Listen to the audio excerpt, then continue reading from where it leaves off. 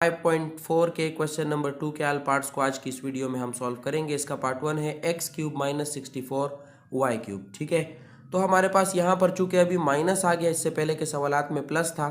Minus आने की वजह से हम फार्मूला भी माइनस का इस्तेमाल करेंगे। माइनस का फार्मूला है A cube minus B cube is equal to A minus B A square plus A B plus B square. तो ये फार्मूला हमसे कह रहा है कि जो सवाल होगा आपने सबसे पहले उसके क्यूब लेने हैं, उसके बाद आपने जो डायरेक्शंस हमें ये फार्मूला बता रहा है उस सूरत में उनके क्यूब्स को लिख के हमने सॉल्व करना है। ठीक है, तो सबसे पहले हम क्या करेंगे, सवाल की क्यूब्स लेंगे। तो हमारे पास एक्स क्यूब है, अगर मैं इसका क्यूब बाहर ले लेता हूं तो अंदर रह जाएगा एक्स। ठीक है, ये हमारे पास है, हो गया एक्स होल क्यूब माइनस, अब आपको पता है 64 y क्यूब है, अगर मैं इसका क्यूब बाहर ले लेता हूं तो मेरे पास अंदर आना चाहिए 4y। ठीक है, उसकी वजह यह है कि 4y को 3 टाइम्स मल्टीप्लाई करें तो 64y क्यूब आता है। ठीक है, अब हमारे पास ए क्यूब माइनस बी क्यूब, हमारे पास ए और बी की वैल्यू आ गई। ठीक है, ए की वैल्यू एक्स है और बी की वैल्यू हमारे पास आ गई 4y। अब हमने इस फार्मूले में इसको इस फार्मूले के अकॉर्डिंग सॉल्व करना है। फार्मूला हमें कहता है कि पहले मैं लिखूं ए माइनस बी, तो ए हमारे पास है एक्स और बी हमारे पास है 4y। ठीक है, तो मैंने लिख दिया ए माइनस बी। अब हमें फार्मूला कह रहा है कि ए स्क्वायर ले लो इसका। ठीक है, तो ए हमारे पास एक्स है, मैं एक्स का स्क्वायर ले लेता हूँ।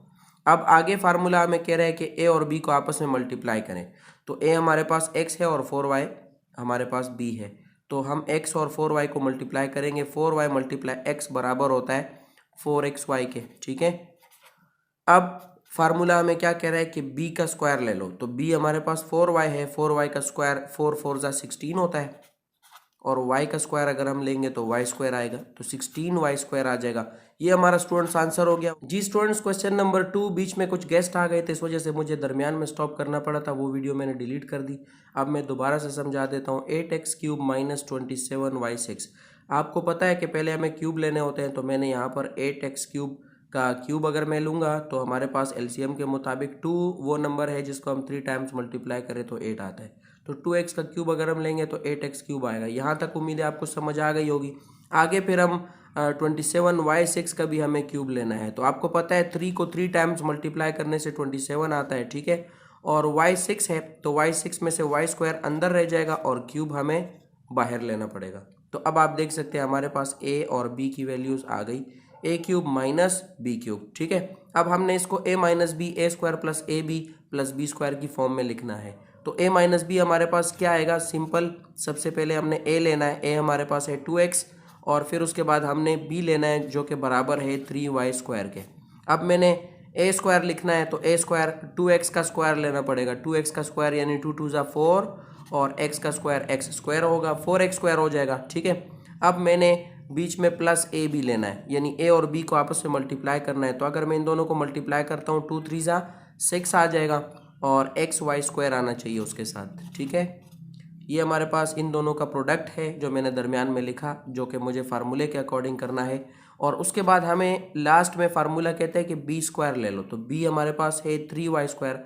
3y स्क्वायर का अगर मैं स्क्वायर लेता हूँ तो 3 3 जा क्या आएगा, 9 आएगा, और y स्क्वायर का स्क्वायर अगर लेंगे तो y4 आ जाएगा। ठीक है, तो ये हमारा स्टूडेंट्स इस सवाल का आंसर हो गया। जी स्टूडेंट्स, क्वेश्चन नंबर 3 है 2x cube minus 250t cube. ठीक है, तो सबसे पहले इनके क्यूब हमने लेने हैं। आपको पता है 2 का क्यूब नहीं लिया जा सकता, इसी तरह 250 का भी क्यूब नहीं लिया जा सकता, तो मैं क्या करूँगा, मैं इसमें से कॉमन ले लूँगा, यानी मैं देख सकता हूँ कि इसमें 2 और 250 दोनों 2 के टेबल में मौजूद है, तो मैं 2 को कॉमन ले लूँगा, तो हमारे पास अलजेब्रिक एक्सप्रेशन जो गिवन है इसमें पहले वाले में एक्स क्यूब रह जाएगा। ठीक है, और माइनस के बाद 250 है, तो 250 आपको पता है 2 के टेबल में 250 125 नंबर पे होता है, तो ये हमारे पास आ जाएगा 125, और उसके साथ आ जाएगा टी क्यूब। ठीक है, ये हमने आराम से इसमें से कॉमन ले लिया। अब हम इन दोनों का क्यूब लेंगे, हमारे पास नया सवाल बन गया। ठीक है, 2 हमारे पास लास्ट तक नीचे आएगा, अगर मैं x का क्यूब लेता हूँ तो x अंदर रह जाएगा, क्यूब बाहर आ जाएगा। ठीक है, माइनस, अब अगर मैंने 125 टी क्यूब का क्यूब लेना है, तो आपको पता है 125 5 के टेबल में 3 टाइम्स मल्टीप्लिकेशन से 125 आता है। ठीक है, और टी उसके साथ अगर मैं ले लूँ, दोनों का क्यूब ले लूँ, तो मेरे पास 5t का होल क्यूब 125 टी क्यूब होता है। ठीक है, अब हमारे पास a की वैल्यू भी आ गई, b की वैल्यू भी आ गई। अब हमने उसके फार्मूले के अकॉर्डिंग लिखना है, ठीक है। तो मैं 2 को उसी तरह लिखूंगा। फार्मूला हमें कहता है कि a cube minus B cube बराबर होता है a माइनस बी। तो पहले मैं a माइनस बी लिखूंगा। a हमारे पास है x और b हमारे पास है 5t, ठीक है।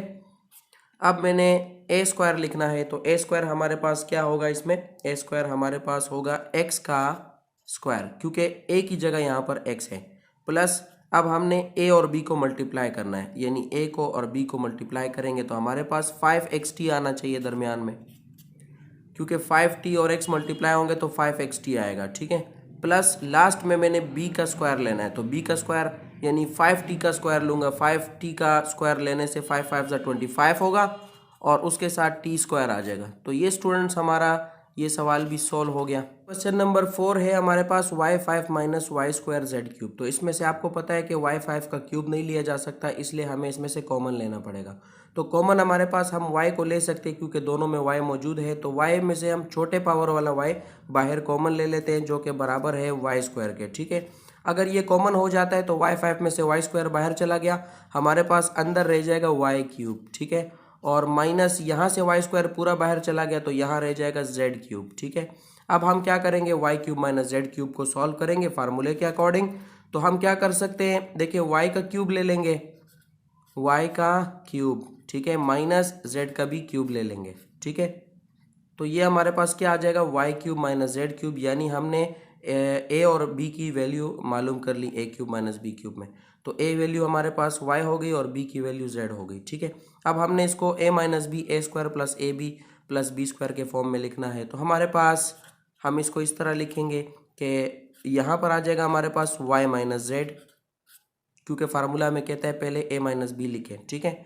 उसके बाद हमने ए स्क्वायर लेना है, तो ए हमारे पास वाई है, वाई का स्क्वायर हो जाएगा, प्लस अब हमने ए और बी का प्रोडक्ट लेना है। तो ए हमारे पास वाई है और बी हमारे पास जेड है, तो ए और बी का प्रोडक्ट हो जाएगा वाई जेड। और इसी तरह बी का स्क्वायर लेना है, तो बी हमारे पास है जेड, जेड का स्क्वायर आ जाएगा यहाँ पर। तो उम्मीद है स्टूडेंट्स ये सवाल आपको समझ आ गया होगा। जी स्टूडेंट्स, हमारे पास क्वेश्चन है A four B upon 81 minus A B 4 upon 3, ठीक है। तो हमारे पास ये फार्मूला इस्तेमाल होगा जैसे हम पिछले सवालात में करते रहे।